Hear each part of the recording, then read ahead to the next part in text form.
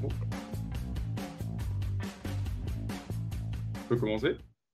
Salut à tous. Hop là, c'est la deuxième. Pourquoi? J'avais oublié d'appuyer sur le bouton, dis donc. On disait ouais, ça y est, c'est démarré, et puis j'avais pas appuyé sur le bouton. Du coup là, heureusement que j'ai un écran avec le retour qui disait mais alors pourquoi ça ne fonctionne pas? Mais je suis quand même avec Kevin. Comment vas-tu, Kevin? Ça va super pour une seconde fois. Mais oui, nous allons deux fois bien. Et aujourd'hui, Azure Deployment Environments. Et rien que le titre déjà, il est génial. Je crois que là, Ouais. on atteint des sommets de titres. Donc Ah bah là, je tu vas pense qu'il y nous, a pas mal, hein. mais oui, tu vas nous montrer ça. Alors attention, ça va être en deux temps, les amis. Aujourd'hui, on va parler, on va avoir une belle présentation du sujet et nous aurons, si je ne m'abuse, bougez pas, je vais jusque là-bas. Ouais, c'est ça. Le 24 mai, on aura la suite avec une démo complète et totalement, je te dis pas. Pas vrai? Exactement ça. Et vous avez remarqué que j'ai rasé ma partie moustachale. Voilà. Après maintes requêtes des gens qui vivent ici avec moi. On dit, ah, il faut arrêter ça maintenant. Hein. Bon, d'accord. Voilà. Donc, ne soyez pas déçus, ça reviendra certainement. Un peu plus tard. Ok, ben on va pouvoir lancer, ami. Hein. C'est bon, c'est bon. Et bah c'est parti. Kevin Ansar. Ah, mais en plus, regarde, tu mets pas ton prénom en majuscule, il faut, hein, puisqu'il y a le mien en majuscule. C'est vrai. Eh oui, Moi, je mets que sinon, ça ma va. première lettre. Et Effectivement. sur LinkedIn, tu seras gentil de mettre un et à Kevin et pas un e parce que à chaque fois que je te cherche avec le at, il a du mal quand tu mets un accent. Ces LinkedIn ne Ça sont pas marche. très très forts. Je te remercie. Ça marche. N'hésitez pas à suivre Kevin sur LinkedIn. Ah, c'est important, en plus, on me fait ma pub. C'est incroyable. Mais exactement. Allez, vas-y. Du coup, aujourd'hui, on est là pour parler d'Azure Environment Deployment. Déjà, je vous propose une mise en contexte avant qu'on étudie le schéma qu'on a là. Euh, Aujourd'hui, il y a beaucoup d'entreprises, notamment NeoCSD, qui utilisent le cloud public et c'est souvent de plus en plus présent dans nos manières de développer. D'accord? On a de plus en plus des développements qui se font sur le cloud en parallèle pour fournir des solutions à nos clients. Mais il y a une problématique que Azure et donc Microsoft a identifiée, c'est que aujourd'hui, au sein des entreprises, on n'est pas tous des infras et on n'est pas tous des développeurs. Un des gros problèmes étant que un dev qui n'est pas infra ne saura pas développer une infrastructure. On a déjà eu des cas, vous avez tous eu des cas chez vos clients où vous ne saviez pas déployer une infrastructure voulue. Et pareil, l'entreprise en elle-même, elle n'a pas forcément envie de vous donner accès à tout ce qui est déploiement sur votre infrastructure, donc notamment sous Azure. Là. Azure Environment Deployment, pardon, Azure Deployment Environment, c'est l'inverse. Il répond à cette problématique en vous permettant en fait de déployer des environnements de manière comme une chaîne de production. C'est-à-dire qu'on va pouvoir déployer des environnements de manière automatique qui ont été développés par des devs infra.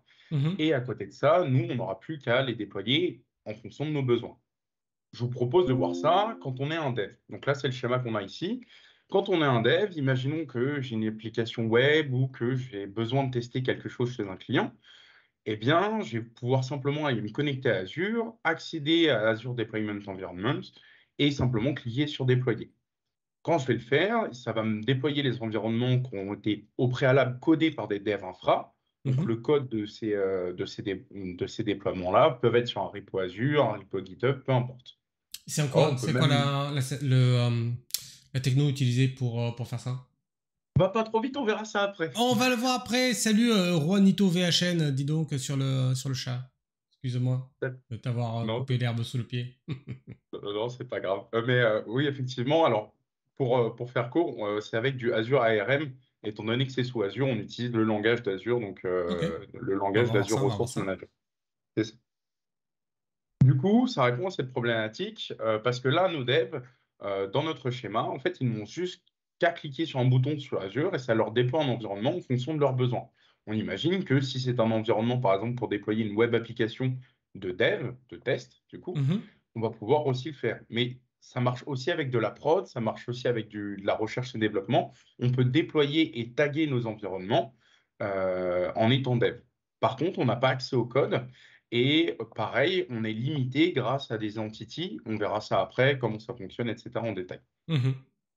Quand on est dev infra, on va pouvoir justement on part du principe que le dev infra est autorisé par la société à déployer certains environnements et Mhm. notamment à les créer.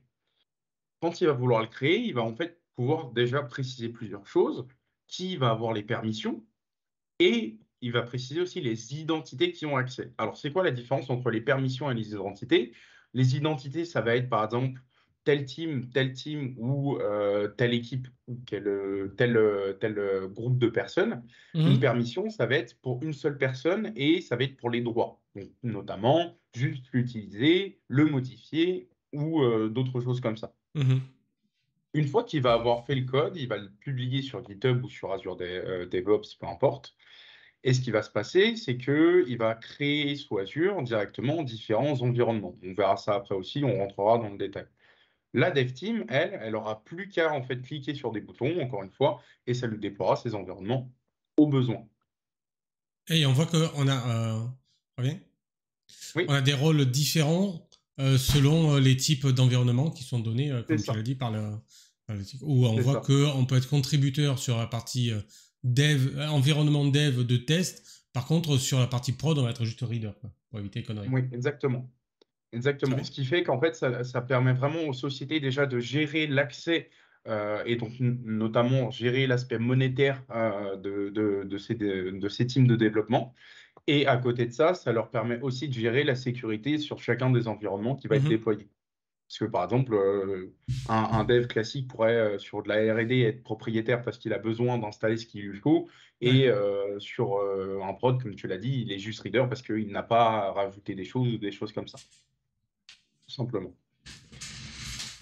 Pourquoi l'utiliser? Je vous propose de voir des cas d'usage. On va essayer d'en voir trois. C'est des cas d'usage qui sont fournis par Microsoft quand on va Mhm. vouloir tester Azure Deployment Environment. D'ailleurs, c'est cela qu'on testera sur la prochaine émission. C'est génial. Tu as vu un peu comment je fais de la preview et tout? Mais c'est beau, c'est beau. Tu progresses, Et hein. bah oui, je progresse hein, à force d'être avec toi. Allez, bien joué, bien joué. Du coup, ce que je vous propose de voir, c'est comment Azure Deployment Environment nous permet, par exemple, dans le cas d'usage numéro un, de faire du déploiement continu, donc autrement dit de la Mhm. CI/CD. D'abord, on va pouvoir créer des environnements, comme on a vu, de prod, de dev et de test. Ces environnements-là, il faut bien comprendre qu'ils peuvent être à l'exactitude de ce que le client attend, étant donné que c'est déployé via des templates ARM, on l'a dit plus tôt. Et donc, en fait, on va juste les nommer. Ça va être des nommages, on va le nommer prod ou dev. Ça ne va pas impacter l'environnement, ça sera deux mêmes environnements identiques, avec Mhm. simplement des droits différents et des noms différents.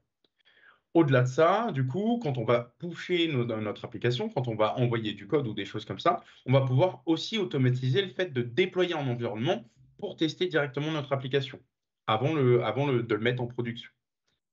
Donc, ça nous permet de un, de faciliter grandement la vie des développeurs, d'accélérer notre manière de développer parce qu'on n'a plus ce côté-là à gérer.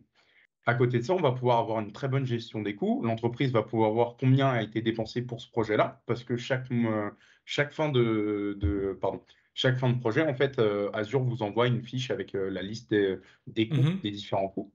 On va pouvoir gérer la sécurité comme on l'a vu plus tôt, étant donné que le dev infra pourra dire qui y a accès, à quel moment et pour quelles raisons. Et enfin, bien entendu, on a un développement accéléré parce que toutes ces choses-là permettent d'accélérer l'ensemble du développement. Le cas d'usage numéro 2, qui est un cas d'usage que je trouve très intéressant, c'est la formation. On se met dans le cas où on est dans une société qui a envie de former Mhm. ses développeurs. Quand on va vouloir former quelqu'un, le plus gros souci qu'on peut avoir, c'est que la personne n'ait pas ce qu'il faut sur son PC pour commencer à développer. De la même manière, c'est problématique parce qu'on ne va pas passer sur chacun des PC des gens qui vont être formés pour pouvoir lui mettre en place un environnement correct. Bah, du coup, ça, c'est corrigé, étant donné que c'est des templates. On va pouvoir donner accès de manière temporaire à un ensemble de personnes pour Ouais. qu'ils aient juste accès sur le temps de la formation. Au-delà de ça, euh, pareil, si tous les utilisateurs avaient déployé eux-mêmes leur environnement sur Azure, on ne pourrait pas vérifier qu'ils l'aient tous bien supprimés et bien entendu, on n'aurait pas une vision globale des coûts. Là, ça va être encore une fois à l'identique, on va pouvoir supprimer l'ensemble des environnements avec un seul clic et on va pouvoir bien entendu tous les gérer. Donc, si on veut les mettre à jour, si on veut modifier notre template, on peut tout à fait. Et bien entendu, une vitesse de mise en place parce que pour le coup, Ouais. À un moment T où la formation commence, l'ensemble des environnements seront déployés pour l'ensemble de nos utilisateurs. Ouais, parce que dans les sessions de formation, ça peut être aussi au niveau d'un client Mmh. qui veut mettre en place un nouveau, on va dire, un nouvel outil, une nouvelle application, et on va avoir des pilotes qui sont pas des utilisateurs pilotes qui sont pas obligatoirement tous au même endroit, qui potentiellement peuvent être une centaine. Et là, c'est vrai que déployer en claquant des doigts les environnements pour qu'ils puissent tester, c'est quand même très très très très très sympa. Et les C'est ça. supprimer ensuite. C'est ça, totalement. Et en plus de ça, encore une fois, on a tout l'aspect gestion des coûts et gestion de la sécurité qui est Hmm. vraiment bien faite. Du coup, on n'a pas de problème de sécurité, sauf si les développeurs infra ont fait quelque Oui, chose de mal, mais a priori, c'est voilà. ça. C'est pas juste trois mecs qui sont dans la même salle, quoi. C'est ça, Ça peut être totalement. vraiment, vraiment plus complexe. Et étant donné que c'est sur le cloud, on y accède partout, donc effectivement, on peut Hmm. être vraiment sur des sites différents. Et même de Lyon, d'ailleurs, je dis bonjour à DGU de Lyon. Bonjour à toi. Le cas d'usage numéro 3, c'est aussi un cas que je trouve très intéressant, c'est qu'on fait du bac à sable ou des POC. La plupart du temps, on a besoin que ça soit très rapide. On a besoin d'avoir un environnement de test assez rapidement mis Hmm. en place. Et souvent, quand on va le développer chez nous, on a ce souci que quand on va le donner au client, quand on va donner ce POC au client, il n'a pas le même environnement que nous. Et pour le coup, il ne pourra pas forcément tester, ou alors il y a des soucis de test qui vont ralentir encore une fois le développement. Là, pour le coup, il n'y a pas ce problème-là parce que je peux totalement donner accès à une identité extérieure à mon entreprise pour Hmm. avoir accès juste à mon environnement. Et donc, le client pourra le tester directement sur le même environnement que moi. De la même manière, ça sera très rapide à mettre en place parce que une fois l'environnement déployé, je peux totalement installer les choses, tirer un nouveau template ARM parce que Azure le fait automatiquement ça de base depuis très longtemps et dire bah voilà, sur ce que je viens de déployer, j'ai tiré un nouveau template à partir de maintenant, c'est celui-là qu'on va utiliser et les Hmm. devs infra auront juste à changer leur GitHub, tout simplement. Et ça On va permet pouvoir aussi, donc pardon, la oui, notion de bac à sable, tu peux le casser, quoi. C'est-à-dire que tu oui, fais des totalement. tests, tu sais pas trop ce que ça va donner, tant pis, c'est pas grave si tu le casses, tu peux le remonter très facilement. C'est ça, totalement. Et au-delà de ça, c'est que ça te permet d'être répliqué. Donc, dans le pire des cas, tu le Hmm. casses, tu en as un qui pop 3 secondes après, c'est pas dramatique. Tu peux continuer ton développement. En plus de ça, ça nous permet de tester des nouvelles technologies qui sont parfois un peu volatiles. On n'est pas sûr que ça fonctionne ou on n'est pas sûr que la version ne va pas changer du jour au Hmm. lendemain. Étant donné qu'on a un environnement avec une version en particulier, on n'a pas peur qu'elle change du jour au lendemain ou que quelqu'un mette à jour sans votre permission. Pour le coup, là, on est sûr. Et donc, encore une fois, ça permet d'accélérer le développement. Comme tout à l'heure, on en parlait, comment c'est fait les templates? C'est avec le modèle ARM. Donc, comment est géré Azure? Quand on va en fait déployer sous le portail Azure, donc sur le site web d'Azure, Mhm. quelque chose, en fait, il faut comprendre que derrière, il y a des modèles ARM, des templates ARM, qui vont être lancés pour que Azure puisse déployer les ressources qu'on lui demande. D'accord? ARM, ça veut dire Azure Resource Manager, c'est en gros le grand Manitou qui gère l'ensemble des déploiements. Là, on a un petit exemple d'une ressource. Donc là, en fait, c'est un storage account. Un storage account, pour remettre dans le contexte, peut-être certains n'ont pas l'habitude d'utiliser Azure. Un Mhm. storage account, ça nous permet simplement de stocker des choses, que ça soit des blobs, que ça soit du SQL. On peut stocker ce qu'on veut, des fichiers ou des photos, peu importe. D'accord? Là, on a un template de storage account, donc on va pouvoir préciser déjà la localisation. On le voit ici avec localisation West U, US, pardon, donc qui nous permet de dire que c'est à l'ouest en Amérique. On va pouvoir préciser quelle taille on veut, quel type de storage on veut, et ainsi de suite. Tout ça, on va pouvoir vraiment le paramétrer en entier. Là, c'est quelque chose de très simple, mais il faut imaginer que quand on a des applications web ou des grosses applications sous Kubernetes, l'ARM devient tout de suite un peu plus compliqué. Et donc, forcément, si on n'est pas infra, on ne sait pas forcément les faire à la main, Hmm. tout simplement.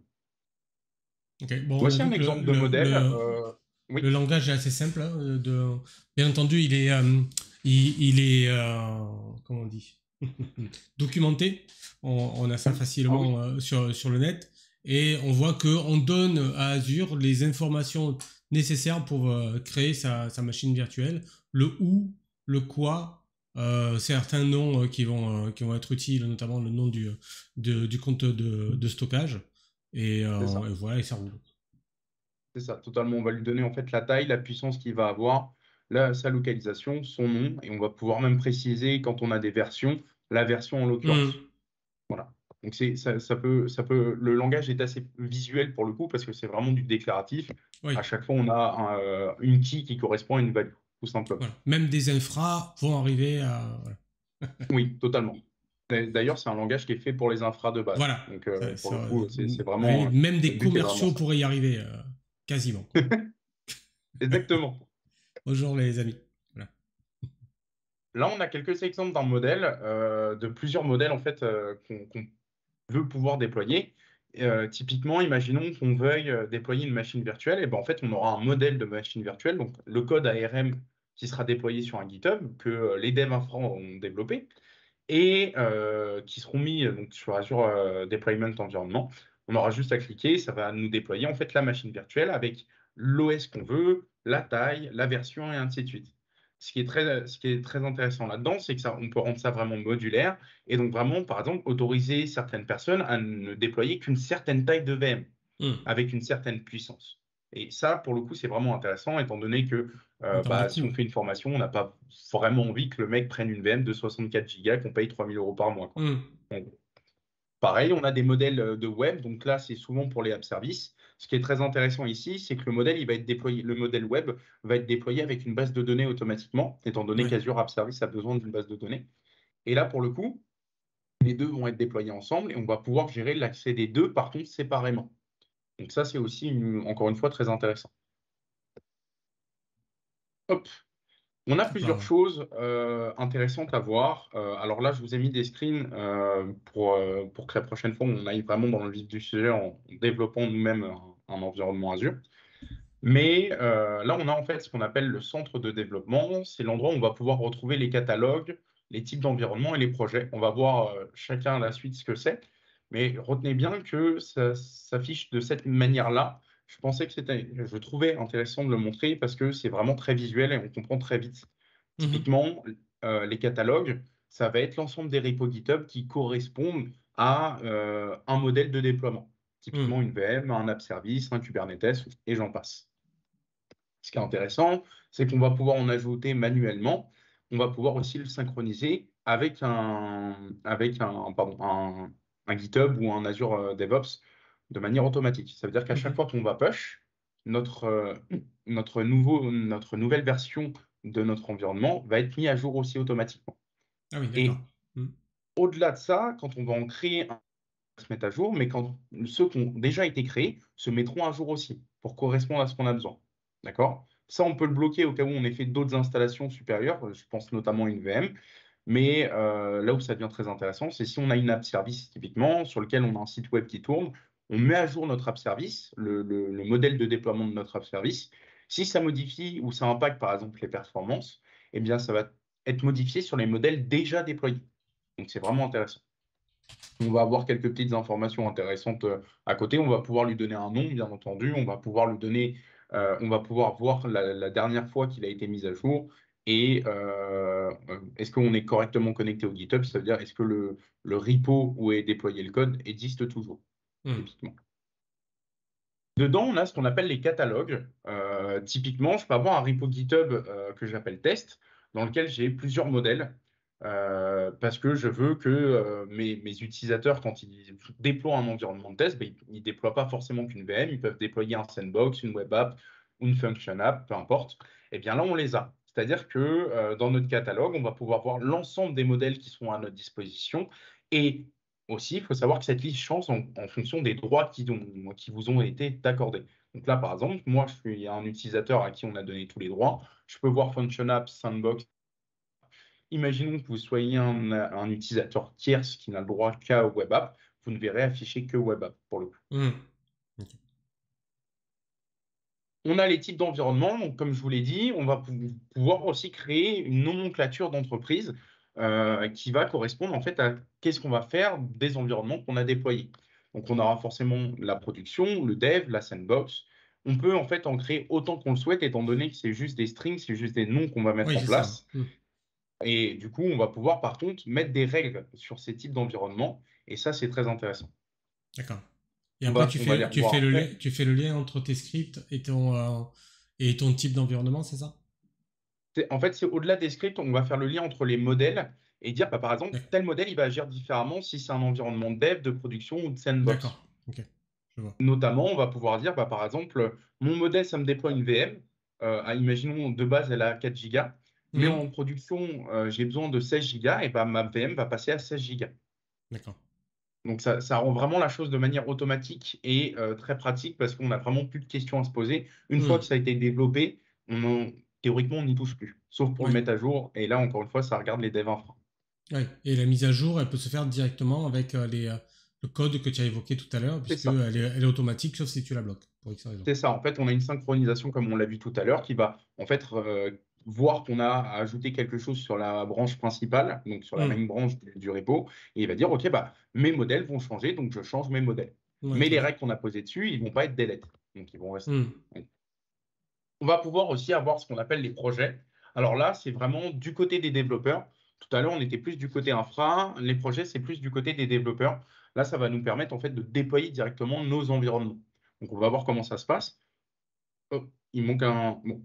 En gros, on va pouvoir cliquer sur environnement type et simplement préciser, bah, je veux te déployer. On va avoir donc la liste, une liste qui ressemble un peu à ce qu'on a vu précédemment, un catalogue Mhm. d'un catalogue, voilà. Et en fait, on va avoir les droits qui sont différents dessus. On va avoir un récapitulatif des coûts par mois.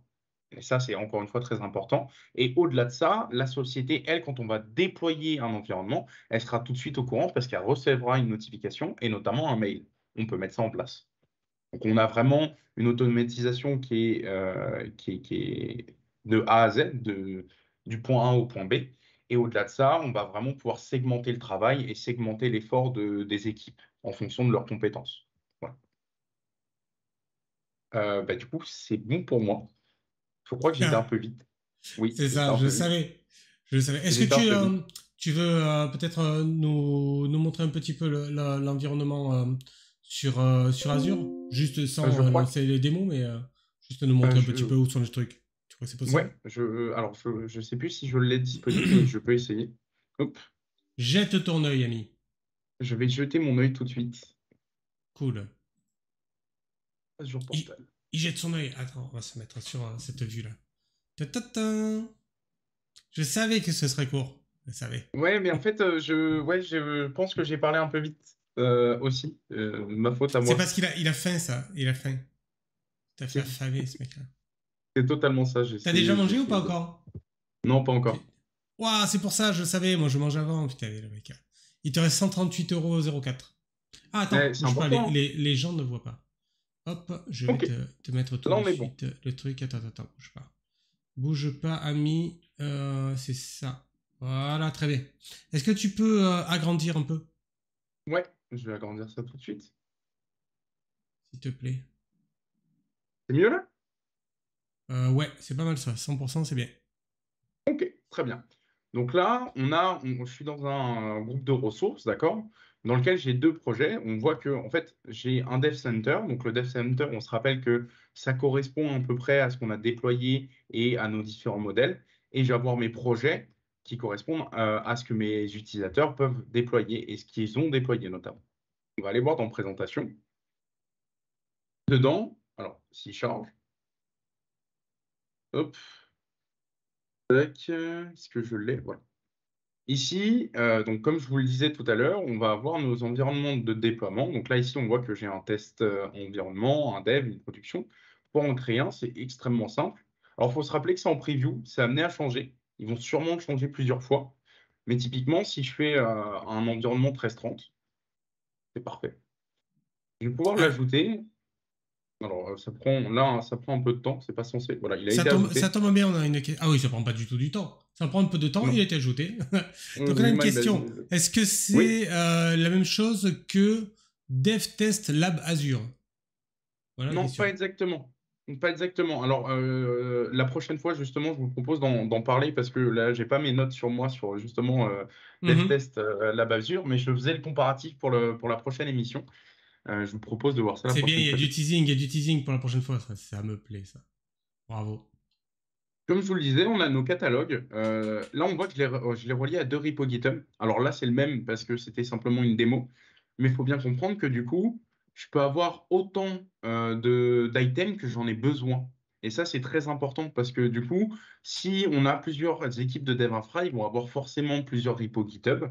Et on veut pas qu'ils aient, on veut pas rassembler tout dans un seul repo. Donc ça sera un Non, repo fourre-tout et ça serait un peu non, la on veut pas. décadence. Ouais, carrément. Voilà. Ok. Ici, comme je vous le disais, on va pouvoir en fait accéder aux contrôles. Alors, c'est les contrôles qui existaient déjà sous Azure pour ceux qui ont déjà fait du Access Control ou de l'Identity. On va vraiment pouvoir préciser les deux.